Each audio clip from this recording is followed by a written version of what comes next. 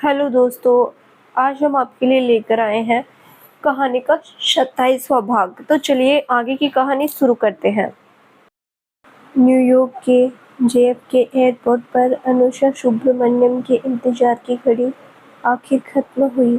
यात्री सब बाहर निकलने लगे तो अनुषा अपनी नज़र उधर ही गड़ाए खड़ी रही कि कब लेखा बाहर निकले। लेखा बाहर आती हुई दिखाई दी तो अनुषा ने उसे पहचान लिया और उत्साह के साथ आगे बढ़ी। लेखा भी इधर-उधर अनुषा को ढूंढ रही थी तो अचानक सामने से अनुषा आती हुई दिखाई दी। अनुषा को देखकर लेखा का चेहरा खुशी से चमक उठा। दोनों की खुशी एक दूसरे से टकराई और दोनों ने एक दूसरे को गले लगा लिया। अनुषा ने आंखों में खुशी की चमक लेकर कहा, are you Lekha? If I am not wrong? Lekha ने भी बहुत उत्साह दिखाते हुए कहा, yes I am Lekha and you are Anusha, right? You are 100% right लेखा। I am very happy to see you here and nice meeting to you। मुझे टूटी फूटी हिंदी आती है, चलेगी ना? बिल्कुल चलेगी। आपकी जुबान से हिंदी तो बहुत प्यारी लगेगी। इंडियन एक्सेंट की मेरी इंग्लिश तो चलेगी ना? लेखा ने मुस्कुराते हुए कहा। लेखा की बात सुनकर अनुषा बिंदास हंस पड़ी। ये हंसी उसके व्यक्तित्व को बयां कर रही थी कि वो जिंदगी को बहुत जिंदा दिली से जीती है। वो बहुत ही सकारात्मक सोच की। उसके पहनावे से लेखा को भारतीय सभ्यता की एक झलक दिखाई दी। लेखा मन ही मन सोचने लगी, कौन कहता है अमेरिका में रहकर हिंदुस्तानी सभ्यता अपनाई नहीं जा सकती? बिल्कुल अपनाई जा सकती है, बल्कि दूसरों में भी इस सभ्यता को अपनाने की इच्छा जगाई जा सकती है। संस्कार और संस्कृति को घर से मिलती है। अगर बच्चों की परवरिश सही ढंग से पेरेंट्स करें तो बच्चे क्यों भूलेंगे अपनी संस्कृति को। पहली ही मुलाकात में अनुषा के व्यक्तित्व का जो इम्प्रेशन मुझ पर पड़ा है उससे मैं प्रभावित हूँ। निर्भय ने एक राइट लाइफ पार्टनर चूज किया है। निर्भय की पसंद की दाद देनी पड़ेगी, इसीलिए कहावत भी है, first impression is the last impression. पता नहीं अनुषा पर मेरे व्यक्तित्व का क्या प्रभाव पड़ा, ये तो मुझे बाद में पता चलेगा। कुछ देर से लेखा कुछ सोच रही है देखकर अनुषा ने प्रश्न किया। मुझे देखकर क्या सोच रही हो लेखा? क्या मेरी पर्सनैलिटी तुम्हें पसंद नहीं आई? अनुषा का प्रश्न सुनकर लेखा नींद से जाग उठी। अरे यार, क्या बात कर रही हो Anusha di? You have a very impressive personality and you are beautiful. America में भी रहकर हिंदुस्तानी संस्कार संस्कृति को आपने जिंदा रखा देखकर मैं आश्चर्यचकित हूँ। इंडिया में तो लोग विदेशी सभ्यता से बहुत प्रभावित है, इसीलिए भारतीय सभ्यता संस्कृति भूलकर विदेशी सभ्यता और भाषा को अपनाने के लिए बिल्कुल बेचैन है। आप यहाँ अमेरिका में रहकर भी इतनी अच्छी हिंदी बोल लेती हो, वो भी एक साउथ इंडियन होकर, मेरे लिए बहुत ही सरप्राइजिंग बात है। पहली बात तो मुझे दीदी मत बुलाना क्योंकि मैं तुम्हारी ही उम्र की हूँ। दूसरी बात, मैं हिंदी इसलिए जानती हूँ क्योंकि मेरी माँ हिंदी भाषी है और मेरे पापा कन्नड़ है। मुझे कन्नड़ भाषा भी आती है। भाषा सीखने की मेरी ललक बहुत है। मैं फ्रांस और जर्मन भाषा भी जानती हूँ। एक अलग भाषा सीखने और बोलने से मुझे गर्व महसूस होता है, इसीलिए भाषा को कभी मैंने पर्सनैलिटी से नहीं जोड़ा। आज तुमने बहुत बड़ी बात कह दी अनुषा। हमारे विचार जानकर मैं तुम्हारी फैन हो गई। इंडिया में तो लोग हिंदी भाषा बोलने में शर्माते हैं क्योंकि हिंदी भाषा गाँव की भाषा मानी जाती है। अगर कोई हिंदी में बात करता है तो शहर में रहने वाले सोचते हैं कि वो गंवार है। यहाँ बच्चों को भी शुरू से ही अंग्रेजी सीखने पर जोर दिया जाता है। ज़्यादातर छोटे छोटे बच्चे मदर टंग बोल ही नहीं पाते। इसमें बच्चों का भी कोई दोष नहीं है, बच्चों को सिखाई ही नहीं जाती।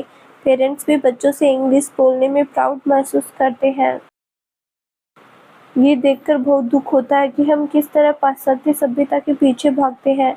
भाषा सीखने में कोई बुराई नहीं है, अंग्रेजी बोलो, लिखो, पढ़ो, सब करो, मगर अपनी मातृभाषा क्यों भूल जाए, खासकर जब हिंदी भाषी के लोग बहुत अधिक मात्रा में हैं हिंदुस्तान में।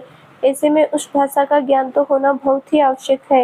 हिंदी भाषा के माध्यम से ही आप गांव-गांव तक अपने विचार पहुंचा सकते हो, वरना गांव वाले क्या करें, उन्हें तो अंग्रेजी आती नहीं है। लेखा की बात सुनकर अनुषा बहुत ध्यान से सुन रही थी और मुस्कुरा रही थी। लेखा बिल्कुल धारा प्रवाह बोल रही थी। थोड़ी देर के लिए वो जैसे ही रुकी, अनुषा ने अपनी बात कही, you are very good speaker. मुझे लगता है तुम्हें ऐसा करियर चुनना चाहिए जहाँ बहुत ज़्यादा बोलना पड़े, अर्थात तुम किसी यूनिवर्सिटी में प्रोफेसर भी बन सकती हो, चाहे तो तुम राजनीति में भी जा सकती हो। ये सुनकर हा हा करके हंस पड़ी लेखा। आई am very good listener also, not only speaker. हाँ, स्पीकर मैं इसलिए हूँ क्योंकि मेरी माँ एक मोटिवेशनल स्पीकर है। मम्मा से ही ये गुण मुझ में आया है। अनुषा, एक बात कहना चाहती हूँ, निर्भय से तुम्हारी शादी हो गई तो मुझे तुम्हें भाभी कहकर बुलाना पड़ेगा। नो नेवर, मैं तुम्हारी फ्रेंड हूँ, इसलिए फ्रेंड ही रहूंगी। शादी के बाद भी तुम मुझे अनुषा ही कहोगी। निर्भय की पसंद की मैं दाद देती हूँ। What A excellent choice. मेरी चॉइस अच्छी नहीं है क्या? अनुषा ने मुस्कुराते हुए पूछा। बिल्कुल लाजवाब। हैंडसम होने के साथ साथ निर्भय एक वेरी गुड ह्यूमन बीइंग भी है। उसने मेरी लाइफ के बारे में तुम्हें कुछ बताया क्या? बताया, मगर पहले कुछ नहीं बताया। तुम्हारे अमेरिका आने से पहले ही बताया। सुनकर मुझे बहुत प्राउड महसूस हुआ कि मैंने उसे पसंद किया एज ए लाइफ पार्टनर। सच अनुषा, निर्भय का दिल बहुत बड़ा है। अगर वो नहीं होता तो पापा के लिए मेरे मन में जो नफरत थी वो जिंदगी भर कम नहीं होती और मैं उस अंधेरी गली से कभी बाहर नहीं आ पाती। मम्मा पापा की शादी नहीं होती तो आज मैं यहाँ पर नहीं होती। किसी इंसान में इतनी अच्छी भावनाएं भरी है, कभी कभी विश्वास नहीं होता। मैं बहुत लकी हूँ कि मुझे निर्भय जैसा एक भाई दोस्त मिला। हमेशा हर कंडीशन में मेरे साथ खड़ा मिलता है। आज अमेरिका में आकर भी तुम जैसी एक इतनी पॉजिटिव थिंकिंग वाली फ्रेंड मिली है, उसका कारण भी निर्भय है। उसके बारे में मैं जितना कहूँ कम है। कहने के लिए शब्द कम पड़ जाते हैं। बात करते करते लेखा भावुक हो उठी। मैं जब उससे पहली बार मिली थी यूनिवर्सिटी में तो पहले ही नज़र में मैं काफ़ी इम्प्रेस हुई थी। धीरे धीरे मुझे उसकी पर्सनैलिटी के बारे में पता चला। काफ़ी मिलनसार और हेल्पफुल नेचर का है। यूनिवर्सिटी में ही बहुत लोगों की मदद किया करता था। मैंने जब उसकी पर्सनैलिटी के बारे में तारीफ़ की तो उसने मुझे ये बताया कि ये सब डेवलप एक मोटिवेशनल स्पीकर के कारण हुआ है। बाद में पता चला वो मोटिवेशनल स्पीकर तुम्हारी माँ है, मतलब आंटी है। उसने तो सारा क्रेडिट आंटी को दिया है। बचपन में मॉरल क्लास में आंटी ने जो भी सिखाया उसी के आधार पर चलकर उसकी पर्सनैलिटी डेवलप हुई है। मुझे भी आंटी से मिलने की बड़ी इच्छा है। लाइफ में उन्होंने जो भी किया, I am very impressed. She is the fighter, she is very strong lady. नहीं तो इंडिया में एक अनमेरिड माँ बनना किसी लड़की के लिए जिंदगी की बाजी लगाने जैसा है। आई सैल्यूट हर। अमेरिका में तो ये सब नॉर्मल बात है, मगर इंडिया में मेरे लिए तो सोचना भी मुश्किल हो जाता है। आंटी ने क्या क्या फेस किया होगा ये सोचकर मैं काम चाहती हूँ। तुम्हारी सासू माँ बनने वाली है, तुम भी स्ट्रॉन्ग वो भी स्ट्रॉन्ग, दोनों में टक्कर हुई तो टूटने की आवाज़ तो नहीं आएगी। ये कहकर हंस पड़ी लेखा। लेखा के साथ अनुषा भी हंस पड़ी और हंसते हुए कहा, ये जरूरी तो नहीं कि दो स्ट्रॉन्ग लोग मिले और टूटने की आवाज़ हो सकता है दोनों में दोस्ती हो जाए और एक बेहतर रिश्ता कायम हो जाए। हाँ, मुझे बिल्कुल उम्मीद है कि ऐसा ही होगा, क्योंकि मम्मा को तो मैं जानती हूँ। आज तुम्हें देखकर मैं समझ गई तुम दोनों में बहुत अच्छी दोस्ती कायम होगी, जिसे देखकर मेरी आंखों को सुकून मिलेगा। मेरे बारे में बहुत बातें हो गई लेखा, मगर एक बात बताओ, तुमने सूर्यवंश से रिश्ता क्यों तोड़ दिया? हालांकि मुझे कुछ कुछ बताया निर्भय ने, मगर तुम्हारे मुँह से सुनना चाहती हूँ। वही हुआ जो एक अनमेरिड माँ की बेटी के साथ हमारे समाज में होना चाहिए। किसी ने कुछ गलत भी नहीं किया, मैं किसी को गलत नहीं मानती। सबने वही किया जो आज तक समाज में होता आ रहा है। जब मैं छोटी थी तो लोगों पर बहुत गुस्सा आता था, सोचती थी कि अनमेरिड माँ की लड़की हुई तो क्या हुआ, मैं भी तो एक इंसान हूँ। मगर बड़ी होने के बाद समझ आया हमारा समाज कभी इस बात को मान्यता नहीं देता कि लड़की अनमेरिड माँ बने। अगर बन भी गई तो उस लड़की को कभी समाज में ससम्मान स्वीकार नहीं करता। सूर्यांश के घर वालों ने भी वही किया, क्योंकि उनको भी समाज में जीना है, उठना है, बैठना है, लोगों का सामना करना है, अपना बिजनेस चलाना है। सूर्यांश के मम्मी पापा ने तो तुम्हें एक्सेप्ट कर लिया था, फिर तुमने क्यों मना किया? रिश्तेदार तो हमेशा साथ नहीं रहते, उनको अगर ऑब्जेक्शन है भी तो क्या फर्क पड़ता है? फर्क पड़ता है अनुषा। सूर्यांश को सभी बातें सुनाते, उसके पेरेंट्स को बातें सुनाते उसका दिल रिश्ता खराब होता, और ये सब कारण मैं बनना नहीं चाहती थी। कभी न कभी रिश्तेदार आते, मेरे अतीत को कुरेद कर मेरा घाव हरा कर देते। मेरी माँ का असम्मान मैं बर्दाश्त नहीं कर पाती, फिर रिश्ता टूट जाता। जो रिश्ता टूट जाए, ऐसी शादी करने का क्या अर्थ है?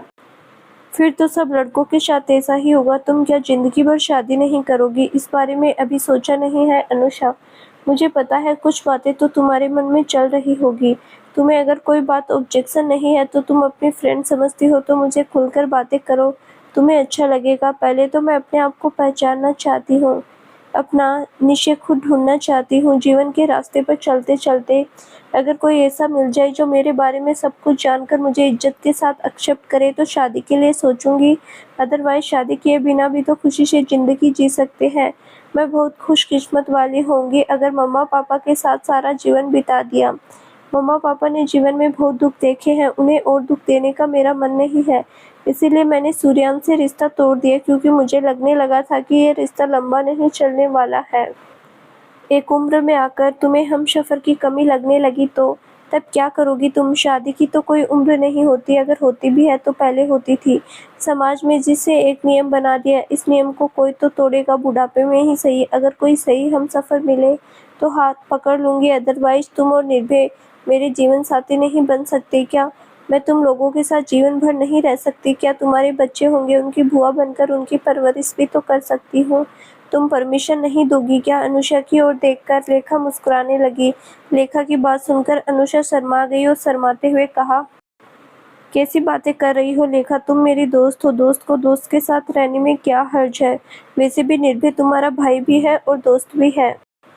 हम सब मिलकर पापा के बिजनेस को चलाएंगे, आगे बढ़ाएंगे। सब मिलकर रहने में ही खुशी है। मैं मायके में भी सबके साथ मिलकर रही हूँ, आगे भी रहना चाहती हूँ। खुशी से लेखा ने अनुषा का हाथ जोर से पकड़ लिया और कहा, थैंक यू अनुषा, तुमने इतना कहा मुझे हिम्मत मिल गई। अब मैं अपने रास्ते खुद चलने के लिए बिल्कुल तैयार हूँ। यू वेलकम लेखा, I am always with you my friend. Anusha ने लेखा को देखकर मुस्कुराकर कहा तो लेखा ने भी एक खूबसूरत मुस्कुराहट बिखेर कर उसका जवाब दिया, चलते चलते आज भी तुमने मेरे मन की सारी बातें जान ली। बात के लिए भी कुछ छोड़ देती तो अच्छा होता। जब से तुम्हारे बारे में निर्भय से सुना तब से बात करने के लिए मैं बेचैन हूँ। आज अपने आप को रोक नहीं पाई लेखा। अभी भी बहुत सी बातें हैं करने के लिए, वो बाद में कर लेंगे। अभी तो तुम लेकर घर जाने की जल्दी है। घर पर सब लोग इंतजार कर रहे हैं। लो, बात करते करते हम टैक्सी स्टैंड तक आएंगे। Let's go home. रास्ते में जो जगह आएगी तुम्हें एक्सप्लेन करते जाएंगे। पहली बार अमेरिका की कुछ जगह को देखकर आनंद लो। अनुषा और लेखा दोनों कार में बैठ गई और कार न्यूयॉर्क की खूबसूरत सड़कों पर तेज रफ्तार से दौड़ने लगी।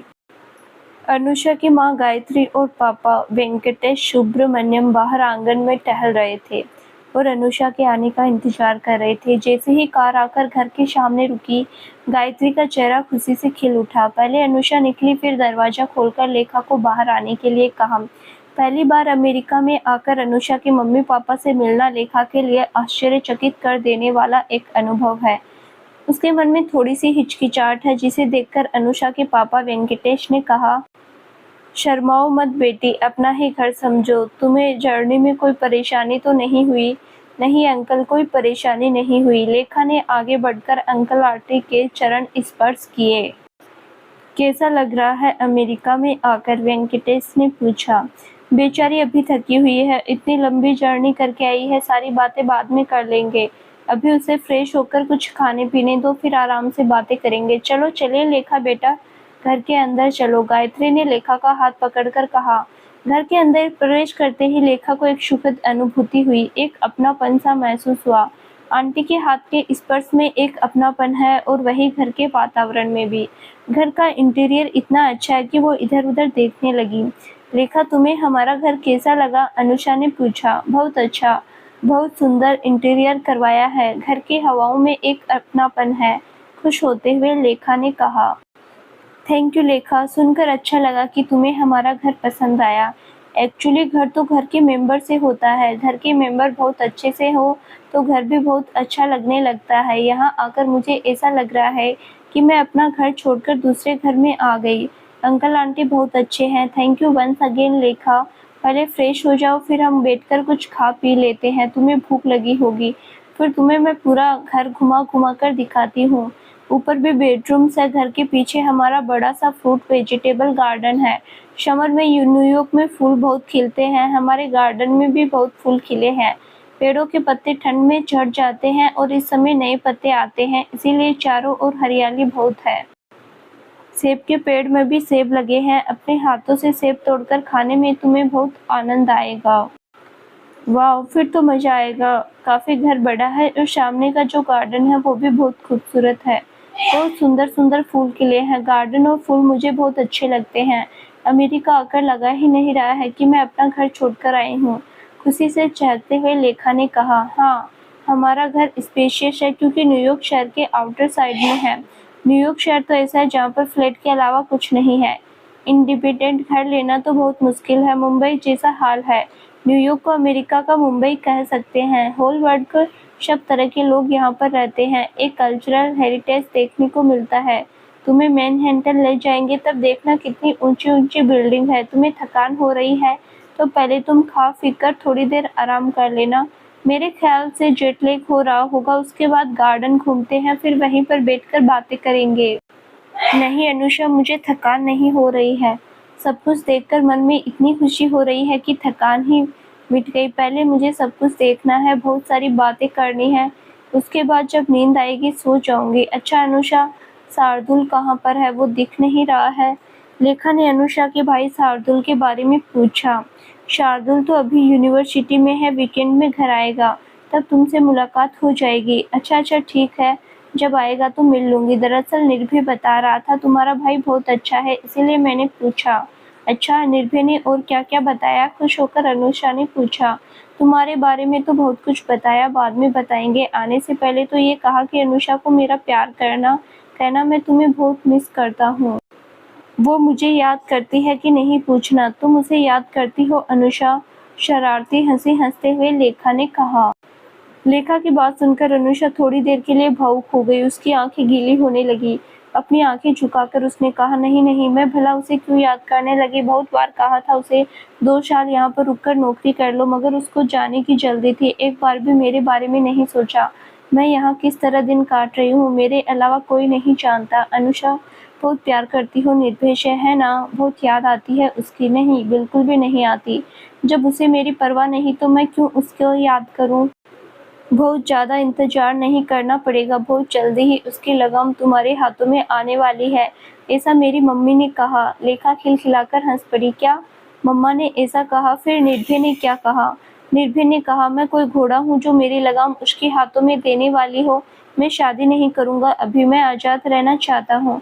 मगर मैं जानती हूँ शादी को लेकर उसके मन में लड्डू फूट रहे हैं, पर ऊपर से नाटक करता है। समय आने पर तुम्हारे बारे में बातें करते करते उसकी आंखें गीली होने लगी थी। दरअसल निर्भय बचपन से ही ऐसा है, मन की बातें मन में रख लेता है। बचपन से उसने भी तो बहुत दुख देखे। अपनी माँ से अलग होकर माँ के प्यार के लिए हमेशा तड़पता रहा है। जब से मेरी माँ मिल गई तब से मेरी माँ को ही अपनी माँ की जगह दी। आंटी ने भी तो उसे बेटा जैसा प्यार दिया है। वीडियो टॉक करते समय बातें करते करते कई बार रो पड़ता है। आंटी को बहुत एडमायर करता है। हाँ अनुषा, आजकल तो ऐसा लगता है मुझसे ज़्यादा मेरी माँ निर्भय को चाहती है। मुझे डांट फटकार लेती है मगर निर्भय को कभी कुछ नहीं कहती है। वैसे भी निर्भय कहने का मौका भी नहीं देता। मम्मा का बिल्कुल ओबीडिएंट बॉय है। तो तुम क्या हो? मैं तो पापा की सबसे अच्छी बेटी। बहुत प्यार करते हैं पापा मुझसे। पापा की बात करके लेखा थोड़ा उदास हो गई। जिसे अनुषा ने देखा तो उसने आज यहीं पर बात खत्म की और दोनों फ्रेश होने चले गए। फ्रेश होकर ब्रेकफास्ट करने के बाद अनुषा लेखा को लेकर अपने बेडरूम में आ गई।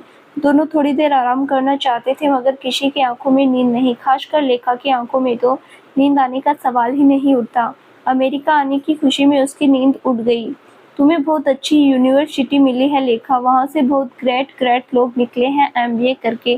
तुम्हें पता है वहाँ पर मेरा एक कजिन है जो प्रोफेसर है, MBA के स्टूडेंट को ही पढ़ाता है। उसने इकोनॉमिक्स में PhD किए है। That's that's great. फिर तो मुझे उनसे हेल्प मिल सकती है।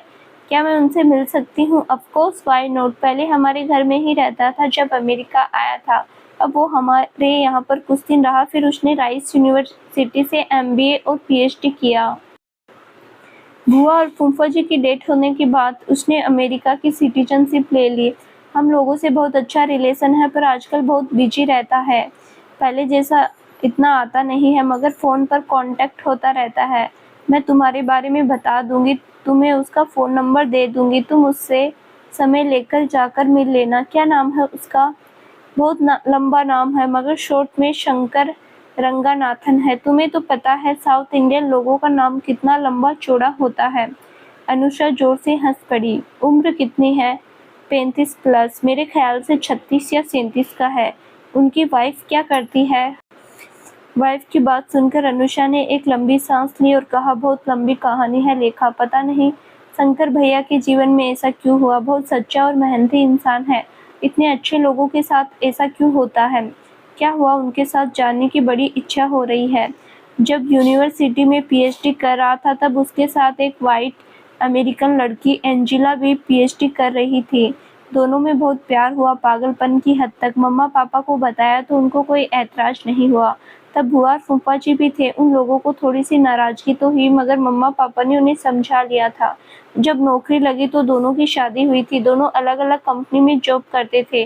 2 साल तक उनका रिश्ता सही चला, मगर उसके बाद एक दिन एंजेलिना ने शंकर भैया से कहा कि मैं एक अमेरिकन से प्यार करती हूँ और तुमसे डिवोर्स चाहती हूँ।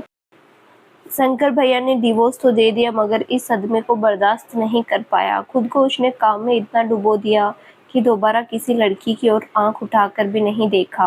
मम्मा पापा ने बहुत समझाया और दोबारा शादी करने के लिए भी कहा, मगर उसने उनकी नहीं सुनी, क्योंकि प्यार पर से उसका भरोसा ही उठ गया। आज तक कोई लड़की उसकी जिंदगी में नहीं आई। पता नहीं किस्मत में क्या लिखा है, कभी किसी से शादी होगी या फिर जीवन भर अकेला ही बैठा रहेगा, मालूम नहीं। सोचकर दिल बहुत दुखता है, मगर अपने हाथों में कुछ भी नहीं है। मैं तो ईश्वर से प्रार्थना करती हूँ कि कोई ऐसी लड़की उसकी ज़िंदगी में आ जाए जो उसके गुणों को पहचाने और सच्चा प्यार करे। शायद उसका घाव भर जाए। अनुषा ने एक लंबी सांस ली। सुनकर बहुत बुरा लग रहा है। इतने इंटेलिजेंट और सच्चे इंसान के साथ कोई ऐसा कैसे कर सकता है, यही समझ में नहीं आता। प्यार जैसे एक बड़े शब्द को खिलौना बनाकर उससे खेलते हैं। जब जी भर जाता है तो शब्द जिंदगी से मिटा देते हैं। एंजेला ने कभी तुम्हारे शंकर भैया से प्यार किया ही नहीं, वरना 2 साल के बाद ही अपने हस्बैंड के रहते किसी और से प्यार करना तो मुश्किल ही नहीं, नामुमकिन है। लोग इतनी जल्दी बदल कैसे चाहते हैं? लेखा ने भी एक लंबी सांस ली। लेखा, बात पूछो जो भी पूछना चाहती हो। तुमने सूर्यांश से भी तो प्यार किया था, फिर दोनों अलग हो गए। तुम अभी भी उससे प्यार करती हो ना? पता नहीं अनुषा, प्यार बड़ा शब्द है। कॉलेज के जमाने में पागलपन था, मगर वो प्यार था कि नहीं पता नहीं। निर्भय बता रहा था सूर्यांश रिश्ता टूटने के बाद डिप्रेशन में चला गया था। इसका मतलब वो तुमसे सच्चा प्यार करता है। सच्चा प्यार भी हो तो केवल 2 लोगों के प्यार करने से क्या होता है अनुषा? उसके बाद के लिए आसपास का वातावरण तो अनुकूल होना चाहिए। अगर अपने ही लोग उस प्यार के खिलाफ हो तो क्या शादी करके कभी सुखी हो सकता है इंसान? तुम ही बताओ। जिस प्यार के कारण अपमान तिरस्कार मिले, वो प्यार सच्चा होने पर भी टिक नहीं पाता। बेहतर है हम जिंदगी का रुख ही बदल दें। मैंने वही किया अनुषा। हमारी शादी होने से पहले अगर आसपास के लोग खुश नहीं हैं, हम सुखी नहीं, तो ऐसी शादी को जीवन भर निभाना क्या संभव होता? शादी करके रिश्ता तोड़ देने से अच्छा है शादी का तमगा लगा ही नहीं। वैसे भी शादी तो केवल 2 लोगों में नहीं, 2 परिवारों के बीच होती है। लेखा बोल रही थी, मगर उसका चेहरा भावहीन था। तुमने काफी सही और इम्पोर्टेंट बात बताई है, मगर अभी तुम्हारे जैसे स्ट्रोंग नहीं होते। पहले भी मैं इतनी स्ट्रोंग नहीं थी, वक्त और परिस्थिति ने मुझे बना दिया। अब क्या सोचा है? जिंदगी भर शादी नहीं करनी है क्या? कुछ नहीं सोचा है। भविष्य की गठ में क्या है मुझे भी नहीं मालूम, परंतु हाँ, जब तक प्यार में सम्मान नहीं हो वो प्यार नहीं होता, केवल फिजिकल अट्रैक्शन होता है। कोई केवल लेखा की जन्म पत्री जाने बिना उसकी पर्सनैलिटी को देखकर सम्मान करने वाला मिल जाएगा तो उस समय सोचूंगी। वैसे सूर्यांश और मेरी जब दोस्ती हुई थी तब उसने भी मेरे बारे में कुछ नहीं पूछा था, ना ही जानने की कोशिश की थी। वरना कोई भी मुझसे जब मिलता था तो सबसे पहले मेरी जन्म पत्री निकाल कर बैठ जाता था। तरह तरह के सवाल किए जाते थे जो मेरे लिए बहुत ही अपमानजनक होते थे। सूर्यांश से इसीलिए मैंने दोस्ती की थी क्योंकि उसने कभी मेरे डैड के बारे में नहीं पूछा था। मैंने सोचा था वो अच्छा लड़का है, मगर धीरे धीरे पता चला उसके व्यक्तित्व पर उसके मम्मी पापा के विचारों का बहुत प्रभाव है। इकलौता है, इसीलिए मम्मी पापा से बगावत करने की, जीने की उसमें हिम्मत नहीं है। मैं उसके सुखी जीवन में खलल पैदा नहीं करना चाहती थी। मैं उसके परिवार के विभाजन का कारण नहीं बनना चाहती थी। धीरे धीरे सोचने पर मुझे समझ आया कि शादी जीवन का अल्टीमेट गोल नहीं होना चाहिए।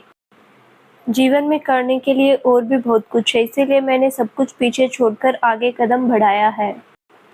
अब देखते हैं आगे जीवन का सफर की डगर पर क्या मिलता है क्या नहीं। अनुषा की ओर देखकर लेखा ने मुस्कुरा दिया तो अनुषा ने भी मुस्कुराकर कहा, मुझे लगता है तुमने स्ट्रांगली एक सही डिसीजन लिया है। तुमने जैसा सोचा है हर कोई ऐसा सोच नहीं पाता, मुझे ही देखो, मैं भी तो नहीं सोच पाई। तुम क्यों सोचोगी अनुषा, तुम्हारी ज़िंदगी मेरी ज़िंदगी से बिल्कुल अलग है। मेरे आसपास जो परिस्थिति है तुम्हारे आसपास नहीं है। मेरी ज़िंदगी तो कहानी ही अलग है, इसीलिए मैंने हँसते-हँसते सब स्वीकार कर लिया। बहुत देर से हम दोनों बात कर रहे हैं, थोड़ी देर सो ले फिर हम घूमने चलेंगे। आज जितने बने तुम्हें दिखा देते हैं न्यूयॉर्क शहर की गगनचुंबी इमारतें, अटलांटिक ओशन का किनारा, स्टैचू ऑफ लिबर्टी। रात को न्यूयॉर्क सिटी की रंग-बिरंगी लाइटों की चमक-धमक, जहाँ पर आकर लोग अक्सर अपना रास्ता भटक जाते हैं। अनुषा, क्या कल हम हार्वर्ड यूनिवर्सिटी जा सकते हैं? तुम्हारे पास समय होगा? क्यों, कल ही क्यों जाना है? एडमिशन के लिए तो अभी समय है, तब तक हम खूब घूम लेते हैं। वो भी तो घूमने ही हो जाएगा। हार्वर्ड यूनिवर्सिटी अपनी आंखों से देखेंगे, मेरे सपनों का जहां। वो तो तुम एडमिशन के समय भी देख सकती हो। कोई और बात हो तो बताओ। अनुषा की आंखों में शरारती मुस्कान। नहीं, अगर तुम खुद जाकर अपने कजिन से मुझे मिला देती तो शायद अच्छा होता। इसमें झिझकने की क्या बात है? स्पष्ट कहो ना कि तुम मुझसे मिलना चाहती हो। हाँ, थोड़ी-सी क्यूरियस तो हूँ। इतने इंटेलिजेंट इंसान से मिलने की इच्छा हो रही है। इसमें मेरा स्वार्थ भी है, शायद मुझे कोई फ़ायदा मिल जाए। उनकी हेल्प मिल जाए। किस बारे में हेल्प चाहिए? यही पढ़ाई बारे में। उनसे काफ़ी कुछ सीख सकते हैं। तुम साथ में ले जाकर मेरा परिचय करा दोगी तो? बातों में दम है, इसीलिए कह रही हूँ। समझ गई, और समझाने की ज़रूरत नहीं। कल पक्का चलते हैं। बोस्टन तो पास में ही है। कल का दिन बोस्टन के नाम। अब तो थोड़ी देर आराम कर लो, जेट लैग दूर कर लो, नहीं तो घूमते-घूमते रास्ते में ही सो जाओगी। अनुषा हँसने लगी तो लेखा भी हँस पड़ी। दोनों की आँखें नींद से बोझिल होने लगी तो जागना उनके लिए मुश्किल हो रहा था, इसीलिए लेटकर आँखें बंद करते ही दोनों नींद की आगोश में समा गई। सुबह-सुबह उठकर आदित्य, जूही और निर्भय तीनों तैयार हो गए, आराम से बैठकर लेखा से बात करने के लिए। वैसे भी आज रविवार है, इसीलिए ऑफिस जाने की कोई व्यस्तता नहीं है। लेखा सही सलामत पहुंची कि नहीं जानने के लिए सब बेचैन हैं। मोबाइल हाथ में लेकर आदित्य बस लेखा के कॉल का इंतजार कर रहा है। निर्भय पास में बैठकर पेपर पढ़ने की कोशिश कर रहा है, मगर उसका भी मन नहीं लग रहा है। जूही तो बैठे-बैठे कभी इधर कभी उधर ताक रही है, ताकि किसी तरह समय निकल जाए। इतने में मोबाइल बज उठा तो आदित्य ने देखा लेखा का वीडियो कॉल है। लेखा भी डिनर के बाद अपने बेडरूम में शांति से बैठकर मम्मा, पापा और निर्भय से बात करने के लिए वीडियो कॉल लिया। उसने कॉल का पापा से बहुत जल्दी रिस्पॉन्स दिया। हेलो लेखा बेटा, तुम अच्छे से पहुंच गई हो ना? रास्ते में कोई प्रॉब्लम तो नहीं हुई ना? फ्लाइट ठीक से टाइम पर पहुंच गई ना? अनुषा तुम्हें एयरपोर्ट लेने आई थी ना? लेखा ने मुस्कुराते हुए कहा। अरे बाप रे, एक साथ इतने सारे सवाल। पापा, मैं ठीक से पहुंच गई हूँ, कोई प्रॉब्लम नहीं। अनुषा मुझे एयरपोर्ट पर लेने आई थी, हम टाइम से घर पहुंच गए थे। अब शांति मिल गई। जूही ने खुश होते हुए पूछा, कैसा लग रहा है अमेरिका? न्यूयॉर्क सिटी घूमकर आई कि नहीं? मैनहट्टन देखा, कैसा लग रहा है? मम्मा, आप भी इतने सारे सवाल कर रहे हो, कौन से सवाल का पहले जवाब दूं? हमने दिन में न्यूयॉर्क सिटी घूमकर देखा, उसके बाद रात को एक रेस्टोरेंट में अनुषा और मैं दोनों ने मिलकर डिनर किया।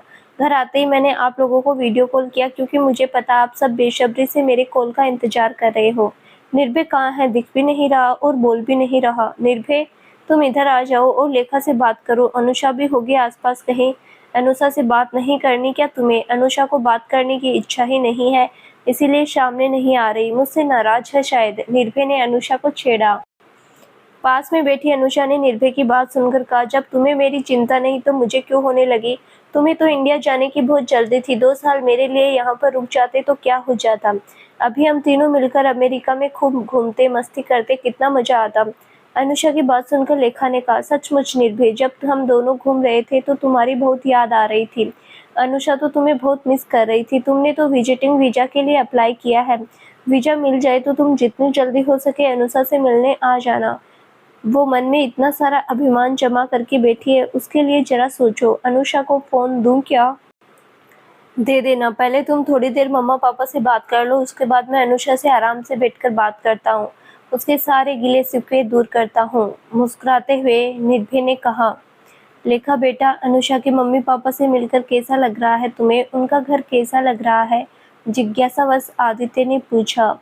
पापा, अंकल आंटी बहुत अच्छे हैं। उनका घर देखकर तो मैं फिदा हो गई। कितना खूबसूरत इंटीरियर डिजाइन है। घर के पीछे एक बहुत सा फ्रूट वेजिटेबल है, जहाँ पर बैठकर घंटों बिताया जा सकता है। Really I feel very familiar here. अपना घर लगता है। आप बहुत किस्मत वाले हैं जो अनुषा आपके घर की बहू बनकर आपका घर रोशन करने वाली है। रियली अनुषा बहुत अच्छी लड़की है। मेरे निर्भय की पसंद कभी गलत हो सकती है क्या? मुझे पता है अनुषा बहुत अच्छी लड़की है, तभी निर्भय ने पसंद की। आखिर बेटा किसका है? अनुषा के मम्मी पापा से बात हो सकती है क्या? अभी जूही ने निर्भय के लिए अपनी ममता उड़ेल दी। मुझे पता आपका बेटा दुनिया में सबसे अच्छा है, मैं सबसे बुरी लड़की हूँ आपकी। मम्मा, आप लोग अंकल आंटी के फोन पर वीडियो कॉल करके बात कर लेना बाद में, अभी आप अनुषा और निर्भय को बात करने दो। अनुषा उदास होकर मेरे पास ही बैठी हुई है, निर्भय को बहुत मिस करती है। तुम तो अपने पापा की बेटी हो, उनकी नज़र में तो तुम बेस्ट हो। ओके बेटा, तुम एंजॉय करो और अच्छे से रहना। निर्भय और अनुषा को अकेले में बात करने दो। बाय मम्मा, बाय पापा, call you letter, have a good day. Good day बेटा, एंजॉय एवरी मोमेंट, खुश रहना, बाद में बात करते हैं। अभी अनुषा और निर्भय को बात करने दो, मुस्कुराते हुए आदित्य ने कहा तो लेखा ने मोबाइल अनुषा के हाथ में दिया और खुद कमरे से बाहर निकल गई, अनुषा और निर्भय को अकेले में बात करने देने के लिए। इधर इंडिया में निर्भय मोबाइल के सामने चुपचाप बैठा है तो उधर अमेरिका में अनुषा बिल्कुल खामोश। दोनों अपने अपने मान अभिमान का गुबार मन में लेकर बैठे हैं। किसका गुबार पहले निकले इसका इंतजार कर रहे हैं। निर्भय तो बहुत शांत स्वभाव का, इसीलिए बहुत जल्दी उत्तेजित नहीं होता, मगर अनुषा का स्वभाव शांत नहीं है। वो अशांत होकर बोल पड़ी, why are you speechless? I going to switch off my mobile. कहने के लिए कुछ नहीं है तो क्यों स्टेचू बनकर बैठे हो? नहीं, मोबाइल स्विच ऑफ मत करना। क्या बात करनी है सोच रहा हूँ, कहाँ से शुरू करूँ, कुछ समझ नहीं आ रहा। तुम तो बहुत सारा अभिमान और गुस्सा लेकर बैठी हो। तुम्हारे गुस्से के लावा का नॉर्थ पोल की ठंडी ठंडी बर्फ डालने की कोशिश कर रहा हूँ। पहले बर्फ लेकर आना, उसमें समय तो लगेगा ना। मैं नॉर्थ पोल पहुँच गया था, इसीलिए चुप था। निर्भय की बात सुनकर अनुषा हंस पड़ी। सचमुच निर्भय, हमेशा तुम्हारा मजाक मेरे गुस्से पर बर्फ का काम करता है। कैसे हो तुम? मेरी याद कभी आती है कि नहीं? या फिर मुझे भूलकर किसी और से शादी करने वाले हो? इंडिया में कोई मिल गई है क्या? मेरा और कोई काम नहीं है क्या? जहाँ जाऊँ वहीं लड़की ढूंढता रहता हूँ क्या? फिर इतनी जल्दी भागकर इंडिया क्यों चले गए थे? 2 साल तक यहाँ रुक जाते तो क्या हो जाता? महाभारत शुरू हो जाता क्या? सब लोग तो यहाँ ठहरकर नौकरी करते हैं, उसके बाद इंडिया लौटते हैं। तुम्हें तो बड़ी जल्दी थी, मेरे बारे में एक बार भी नहीं सोचा। अनुषा ने अभिमान से मुंह फुला लिया। तुम्हें तो सब कुछ बताया था अनुषा, मेरी परेशानी तुम नहीं समझोगी तो कौन समझेगा। यहाँ पर पापा अकेले थे, बीमार रहने लगे थे। दादी की भी बहुत एज हो गई है, इसीलिए उन्हें भी सब कुछ संभलता नहीं है। मैं लौटकर नहीं आता तो पापा को कुछ हो जाता तो क्या होता? तुम्हें तो पता, पापा अकेले थे और बहुत लापरवाह हो गए थे जीवन को लेकर। मैं नहीं आता तो कौन संभालता सब कुछ? मैं रिस्क लेना ठीक नहीं समझा, इसीलिए लौटकर आना पड़ा, वरना क्या मुझे वहाँ ठहरने का मन नहीं था? तुम्हें छोड़कर आने में मुझे तकलीफ नहीं हुई थी क्या? बहुत हुई थी, बहुत याद आती है तुम्हारी, मगर सब कुछ सोचना पड़ता है। कहते कहते निर्भय इतना भावुक हो गया कि उसकी आंखें गीली हो गई।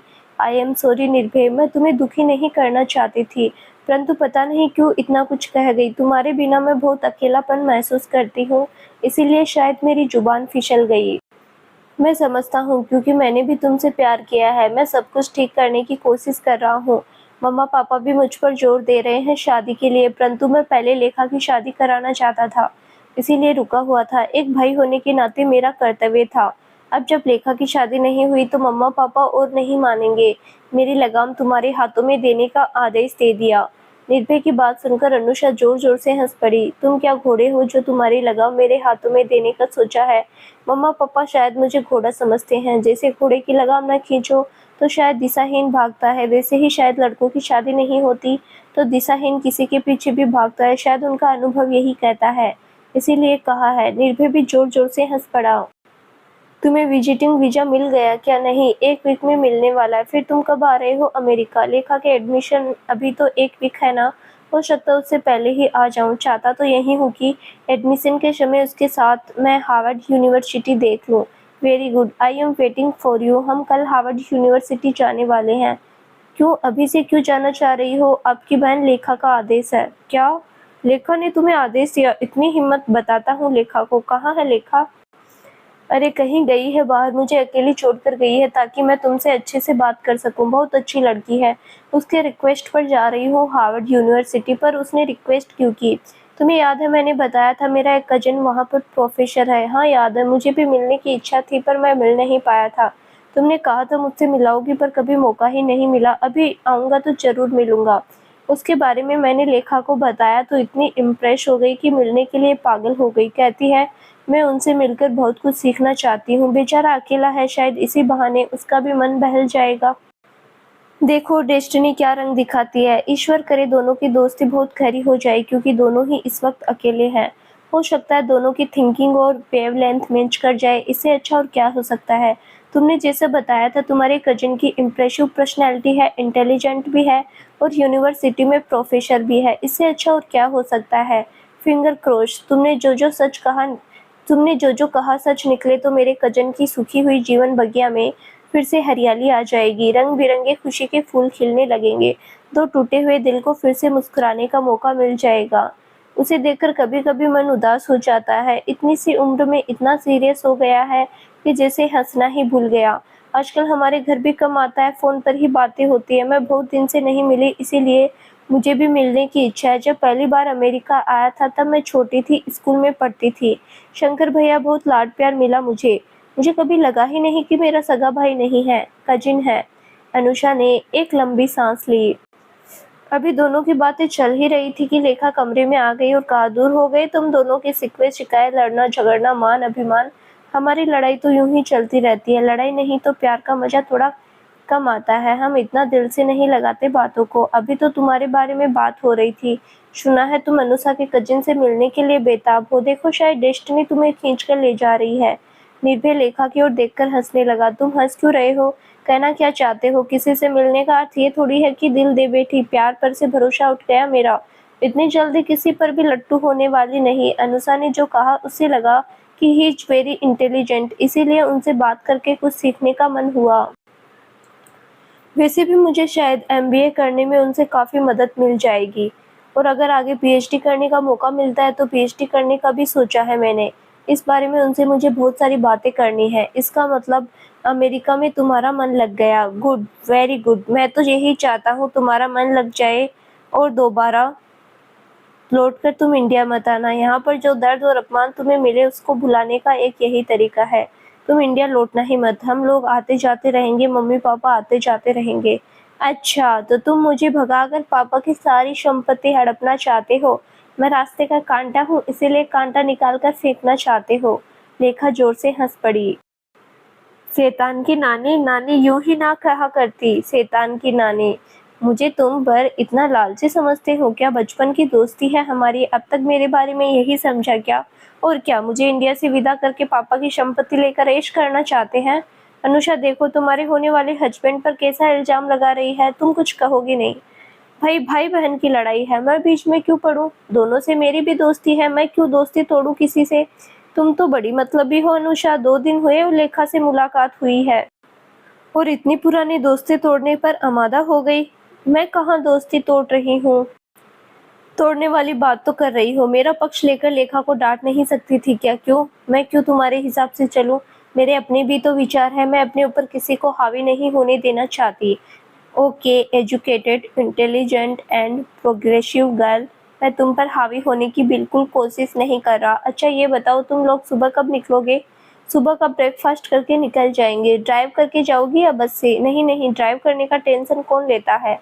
बस से आराम से जाएंगे, फिर बस स्टैंड से किसी टैक्सी कर लेंगे यूनिवर्सिटी जाने के लिए।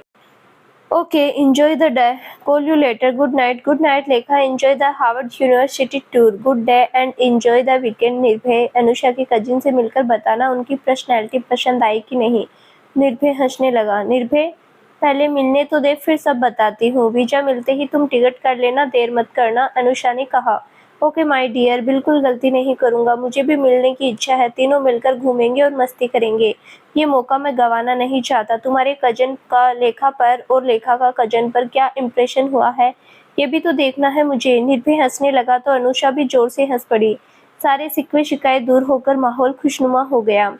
मोबाइल बंद करके दोनों अपने अपने बेड में लिहाफ में दुबक गई और नींद की आगोश में समा गई। तो दोस्तों आगे क्या होगा जानने के लिए इस कहानी का अगला भाग जरूर देखें जो बहुत जल्द ही इस चैनल पर प्रसारित किया जाएगा। धन्यवाद।